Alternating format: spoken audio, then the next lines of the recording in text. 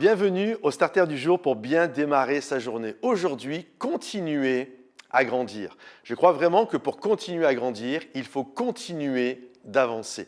Lorsque le peuple est sorti d'Égypte, après 400 ans d'esclavage, on sait que le cœur de Pharaon a été endurci par Dieu et Pharaon a commencé à courir après le peuple de Dieu et le peuple de Dieu finalement n'a pas eu d'autre choix que de continuer à avancer. Et je crois que c'est important de continuer à avancer parce que quand j'avance, c'est là que je grandis, c'est là que je reste frais, c'est là que je peux développer tout mon potentiel.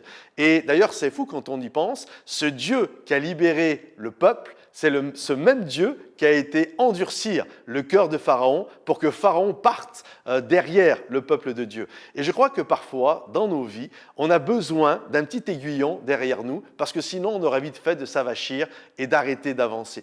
J'ai lu ce documentaire qui m'a fait sourire. Vous savez, vous savez peut-être pas, mais il y a 200 ans en arrière, un des poissons les plus prisés dans le monde, et surtout aux États-Unis, c'était le cabillaud. Et le cabillaud se pêche dans l'Atlantique Nord, dans les eaux froides. Et donc, sur la côte Est, New York, ils mangeaient du bon cabillaud. Et lorsqu'ils ont voulu amener ça à Los Angeles, parce que eux, c'est le Pacifique, c'est le Sud, c'est des eaux chaudes, ils n'avaient pas de cabillaud.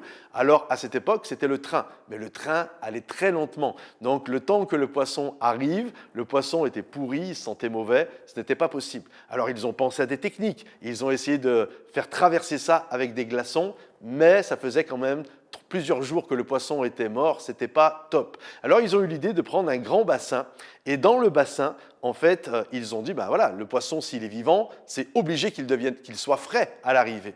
Sauf qu'ils se sont aperçus que le poisson était beaucoup moins goûteux que lorsqu'ils le pêchaient dans la mer.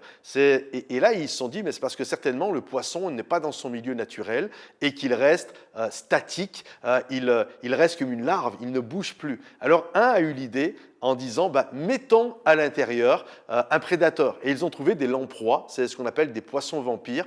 C'est un prédateur du cabillaud, du saumon, de plusieurs poissons. Il se fixe c'est comme une sangsue, il se fixe ce poisson sur l'autre poisson et il lui aspire tout son sang. Et ils ont mis quelques lamproies à l'intérieur du bassin, juste quelques-unes. Le but, c'était quand même d'amener les cabillauds. Et là, en fait, le cabillaud, se sentant menacé, ne cessait d'être sur ses gardes, ne cessait d'être vif dans ce qu'il faisait. Et lorsqu'ils ont goûté le poisson par la suite, sur la côte ouest, alors le poisson était bon. Et des moments, pour continuer à avancer, on a besoin de ce petit aiguillon, on a besoin de cette petite lamproie, de ce petit poisson qui vient nous chatouiller, de ce pharaon belliqueux qui vient nous pousser jusqu'à nos derniers retranchements ou d'un Goliath, ou bref, vous avez compris la pensée. Et ce n'est pas que Dieu nous veut du mal, absolument pas, mais Dieu sait que nous allons être victorieux et que parfois, on a besoin d'être bousculé dans notre vie. Alors quand tu es bousculé par un poisson vampire, une lamproie, un pharaon, un Goliath, ne cesse d'avancer, ne t'arrête pas, continue d'avancer. Et alors que tu avances, alors que tu es sur le chemin, même s'il y a un océan devant toi d'impossibilités, une mer rouge, Dieu va permettre que la mer rouge s'ouvre en deux. Alors ne sois pas inquiet, continue d'avancer, continue d'apprendre. Plus tu continues d'apprendre, plus tu continues d'avancer et plus tu rentres dans tout ce que Dieu a prévu pour ta vie.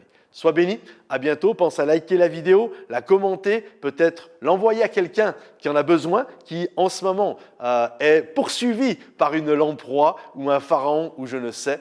Et puis rendez-vous sur momentumsansfrontières.com, il y a des formations, il y a des groupes, et on est en train de développer maintenant des groupes de maison.